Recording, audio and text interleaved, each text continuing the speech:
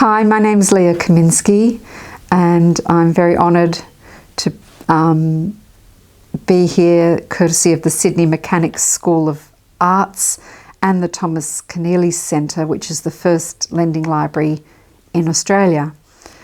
I've been asked to talk a little bit about my career as a writer, and I can't do that without actually talking about my career as a doctor.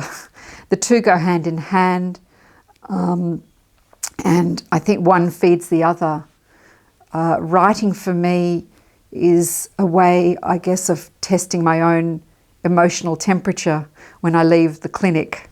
And I think my writing also makes me a better doctor, because ultimately both professions talk about narrative.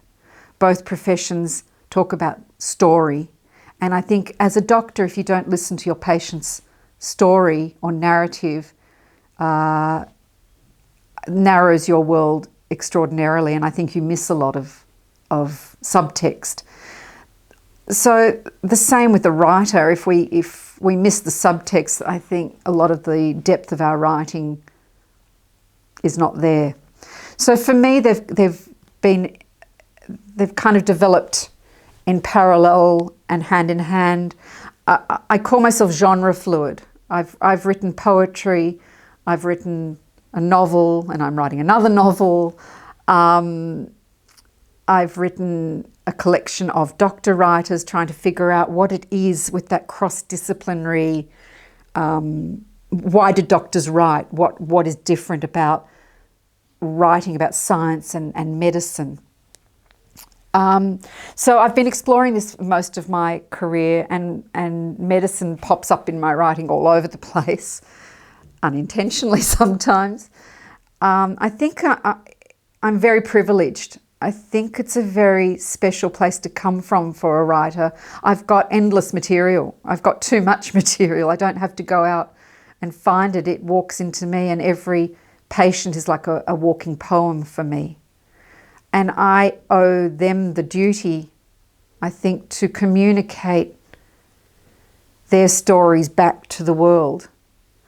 I think especially in today's world, where we've got an overabundance of information, we need our translators. And I see myself as a sort of a person who filters, perhaps curates or translates the language of science and medicine to the lay public. I think it's important to break down the barriers. I don't want to be up in my ivory tower as a doctor, paternalistically telling patients, as we used to, you don't need to know about that, trust me, I'll deal with it all. So for me, a writer breaks down barriers, and I try to do that in my writing about my profession as well, and questioning things. I guess that's the core essence of who I am as a writer. And people, put science in one category and humanities in the other, and I think that's false, and I think that's perilous. I think they speak to each other. They always did in history.